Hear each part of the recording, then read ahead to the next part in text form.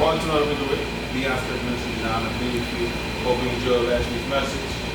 Follow me on Twitter, Facebook at Palm Bay Lee, Instagram at Humble Palm Bay. Subscribe to the YouTube channel, King Shit 1988. Let's open up with a word of prayer. Everybody, let me pray that you give me and give it to those of us. I don't know if I'll to be encouraged, not to discouraged. I don't know if I'll be up and not to do it. Not to be not to do it in the seat. Not to see the Father. I ask you to allow those good uses. And all good, I don't do them. Jesus Christ, pray. Amen. This week come from the topic, stop blaming. Blaming is to assign someone responsibility for a fault or wrong. I found it easy that it is easy to blame God for the problems in my life because He is the one who is in control of all things. We tend to put the finger at Him because He sees and comes to know all things. So when something happens in my life, it's easy to say God did this or that God is involved because He says that I am the supreme power. I am over all things. So it's easy to point my finger at Him because He says I know all things before they happen. And since He did not make a way out, I can point my finger to blame Him. Blaming someone else for our problems that arise in our life seems to be easy to do. You know, because it takes all the responsibility from us. We as people, as humans, whether Christians, non-believers, whether Democrats, Republicans, gay, straight, we at times hate to take responsibilities for our action because the blame is too much to do. It's easy to punch on you when I hate myself. You know, it's easy to talk bad about you and to do you dirty versus to myself. There are some things that we can blame people for. I say, well, that's your fault. Or some things that we say, God, you've done this. For instance, the family that we are born into, we don't choose that. God chooses that. You know, our gender, our color, God chooses that.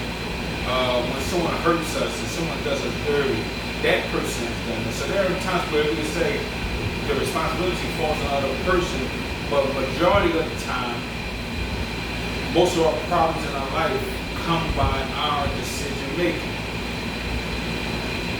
But besides that, everything in our life we cannot continue to blame everyone else. Being responsible for our actions seems to be something of the past. I mean, people don't even do it anymore. And many in the church don't even, speak about it because each and every person has their own trouble with taking responsibility. When we were formed by God, He equipped us and everyone around with us. He equipped us with what we needed to survive in this world. So all the problems that we are facing in the world, someone out of these 7.8 billion people, someone has the solution. Okay? The very thing that someone's lacking in the world, someone else has to give them. So when we look at TV and we look at the news and social media and we hear all these devastating stories, we say, well, that's that person's fault, that's that. There is someone who has the solution. We have to move forward when things occur. Okay? The question remains, we will do what we need to do in order to bring sanity. The question is, will you do what you need to do to bring sanity to your life? We are all facing problems. Remember that God is not the reason for our shortcomings, but He is the redemption when a shortcoming comes. He is the salvation when problems arise. You look at Genesis chapter 3.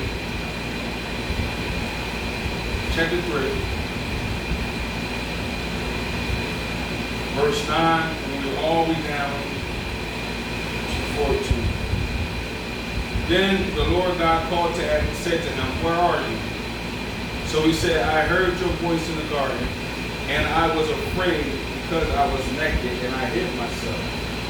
And he said, who told you that you were naked? Have you eaten from the tree of which I commanded you that ye should not eat? Then the man said, the woman whom you gave to me with you, she gave me of the tree, and I ate. And the Lord God said to him, what is this you have done? The woman said, the serpent deceived me, and I ate. So the Lord God said to the serpent, because you have done this, you are cursed more than all cattle, and more than every beast of the field. On your belly you should crawl, you should go, and you shall eat dust all the days of your life. Now, when God asked Adam, who told him he was naked, and then he eat of the tree which God commanded him not to do, the first thing Adam does is blame Eve. Not only does he blame Eve, but he blamed God. He said, the woman you gave me the fruit, and I did eat. Now, he only takes responsibility for biting the fruit, but he blames God and Eve. This is the first in the everlasting chain of events where man shifts the blame on somebody else, where he points the finger to God and to the woman and said, the woman that you gave me, she gave me the fruit and I did eat. Basically saying, had you not given me a woman, I would have never eaten the fruit. Okay? Instead of taking full responsibility and saying, God, I messed up. God, I fell. Always says, well, you gave me her, she gave me the fruit, and I just ate it. Basically saying, I didn't know what kind of fruit it was. So basically he's saying to himself that I was deceived. Then the woman said, God said to the woman, what have you done? And she says, the serpent deceived me, and I did eat. And Eve shifts the blame to the serpent, only taking half responsibility for the actions. What if Adam would have said simply, God, I messed up? What if Adam would have, blamed himself and said, I lacked the responsibilities, I did not listen, I did not obey? What if he took responsibility and not blaming God and blaming Eve? What if he said, it's my fault, I should have been more smarter, I should have been more aware, I should have knew better? Things would have turned out differently. Had Adam fell at the mercy of God, the story would have turned out different. Instead, it deflects everything on God and Eve. When we are confronted about our issues, when we're confronted about our behavior, we can't say, I didn't have a dad, that's why I act like this. Or, my last partner or wife treated me wrong, husband treated me wrong, so that's why I'm in this way. Mama didn't love me, that's why I look at the world so cold. The people around me, if we stop shifting the blame and saying, let me take responsibility for what I am doing. Because yes, nature and nurture plays a key role in how we view the world and how problems happen in our life. But when we stop taking responsibility for our actions, when we shift the blame, we open up the door for more problems. Now, since Adam shifted the blame to God and Eve and said, I just ate it, I didn't know what was going on, sin enters in the world, and now for the rest of his days, he has to sweat by the ground. He has to work hard. He has to till the ground. He has to go through pain and agony and turmoil. Had he fell at the mercies of God, had he took responsibility, it would have been a different outcome. When we man up, when we woman up and say, you know what, I did wrong. I'm not going to blame my neighbor. I'm not going to blame my siblings. I'm not going to blame my parents. I'm not going to blame the church. I'm not going to blame God. I'm not going to blame social media. I'm not going to blame the world. I'm not going to blame my upbringing. I'm going to say, I done it. Because at the end of the day, we all have a choice. We all have our own free will to make our own decisions. The lack of responsibility comes from Adam in the garden. But because it came from him, it should not continue with us. It's amazing how Adam shifts responsibility. He blames God, but Christ comes down and he takes back that responsibility and says, this is not even my problem, but I'm going to stand on it and I'm going to hang on it and I'm going to be buried and I'm going to die for it and resurrect with all power. We must understand that God is a merciful God, who, if we humble ourselves and admit our wrongdoing, will forgive us. Israel kept blaming and blaming and blaming. Everybody kept blaming and blaming and blaming. My daddy wasn't there. Mama beat me. I was abused, things happened, this is why I ain't waiting. Yeah, that may be the case. But you don't have to continue down that same road. Why do people blame others and God? There are many reasons why people blame others and people and God. Because there are many reasons. I mean, there are many reasons. Looking through the Bible, we see even our great people who we admire blame others and blame God for the things that occur. Even Israel in the garden, while they were walking and traveling for 40 years, they said, did God want us to come out here to die? And they complained and they mumbled and they blamed God and accused God. And, you know, when God came down and spoke to them, that's all they kept doing. Rarely we see people take responsibility for the actions of the person. When things happen in the Bible, we rarely see somebody admit that I am wrong, that I am straight up wrong. And rarely you will see this in the world. But we can make that change. I have 6 points on the approach. Why people blame God and blame others. Blaming someone for what occurred is a defense mechanism for us because it allows us to preserve our self-esteem in the process. Blaming somebody allows us to protect ourselves. So when Adam's in the garden and God confronts him, he says, I'm going to take the heat off my back and I'm going to blame Eve and God for this. It allows us to feel good about ourselves even though I know I'm the one to blame for what happened. Yeah, there are some things that I cannot control that happens to me. That is correct. But there are some things that I can control. There are some things that I can say, that's my fault that I messed that up. That's my fault I took the wrong turn. That's my fault I chose the wrong direction. So people blame others. It's a defense mechanism. It's to preserve me, to justify my actions. And we ought not do that. Because while we're trying to protect ourselves from pain and agony, we're actually destroying ourselves in the long run. In the long run. If you don't believe me, look at Adam. He deflected everything. And from there forth on, his life went down the drain. His son died, was killed by his brother. Other son ran off. I mean, a lot of things were just going on in his life because he did not take responsibility. He kept pushing the blame on. Number 2, when we are being confronted about something, blame is used as a tool to attack someone. We as people hate to be questioned about something, so by nature, we begin to attack others to get the heat off us. You ever see children arguing with their parents, if you did this and that, and if he was dead, and I try to attack me because it feels good for me. So I'm going to attack somebody when I feel as though I'm being attacked, which ties into defense mechanism. Number 3, blame is the easy route when problems arise in our life. As soon as God confronted Adam, he said, Adam, who told you he was naked? If he the tree says, the woman you gave me, she gave me the fruit I didn't eat. He didn't question it. He just took the fruit. It's easy, it's easy to point the finger at everybody else.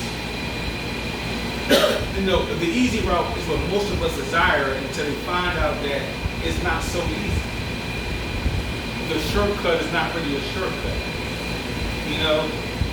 The cheat code is not really a cheat code. What we think is easy is not really easy. And Adam thought it would be easy that God would deal with Eve, not knowing that his whole world was shift because he did not take responsibility. So when we are questioned or confronted by our actions, we ought not take the easy route. We ought to man up and take responsibility for what we have done in this world. Number 4, blame gives us an excuse to act a certain way. I'm acting like this because my daddy didn't, my mama wasn't, the world, justice system is injustice. This happens to me, that happens to me. It's easy. It gives us an excuse to act a certain way. So Adam thought that I ate the fruit only because you gave me Eve as my wife. When we see the women to act or think a certain way, we will always take it because it justifies our actions and our thoughts. Why do we blame others again? Number 5, people just like to lie. That's the case in point. Some people just do not like the truth, have a true bone in body. Some people find this shoe that you just lie. Say it's not my fault. To be oblivious to what's going on.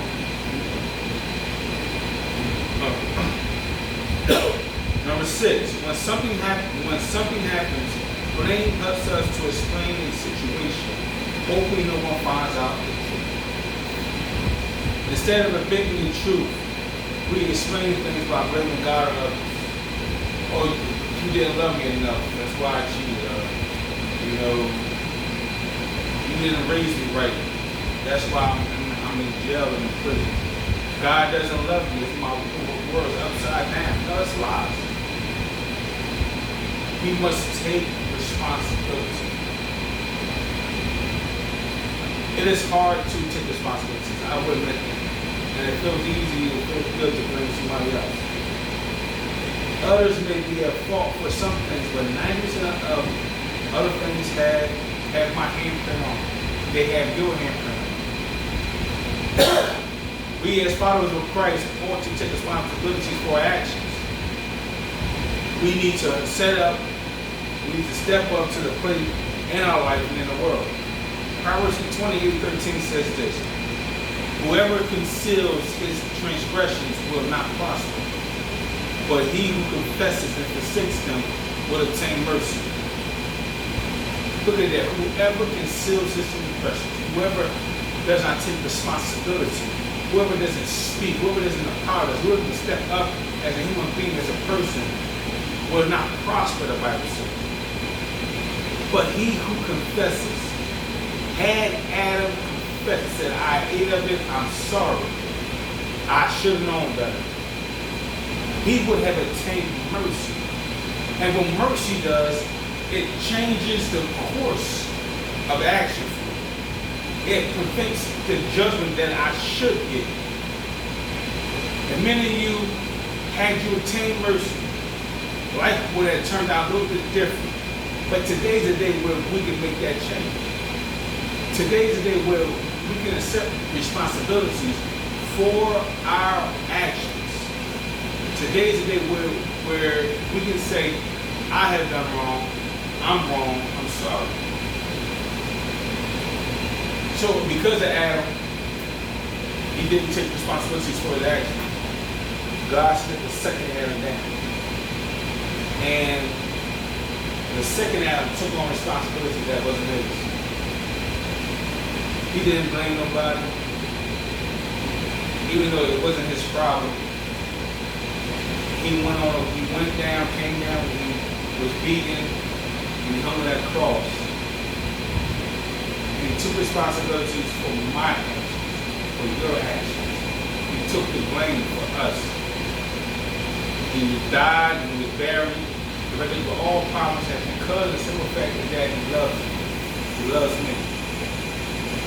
Now Christ took responsibility for something he had nothing to do with. And all he's asking you is to take responsibility for what you have in your life. He says, I did what you could not do. Now do what you can do. If you want me to follow Lord Jesus Christ, say, Lord Jesus, I confess my sins, I repent my sins. I welcome you into my life as my Lord and as my Savior. I believe that you are the only God, that you do the salvation, that there is redemption, that there is eternal life.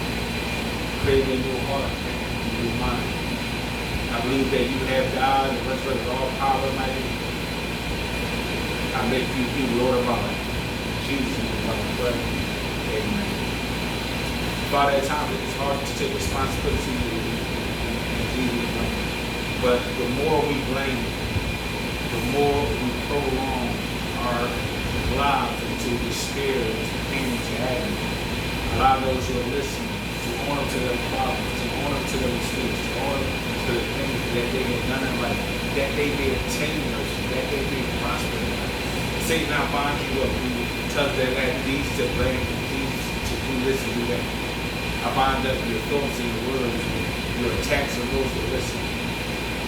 I'll ask you for your grace and for your mercy. In Jesus' name I pray. Amen. Have a good message.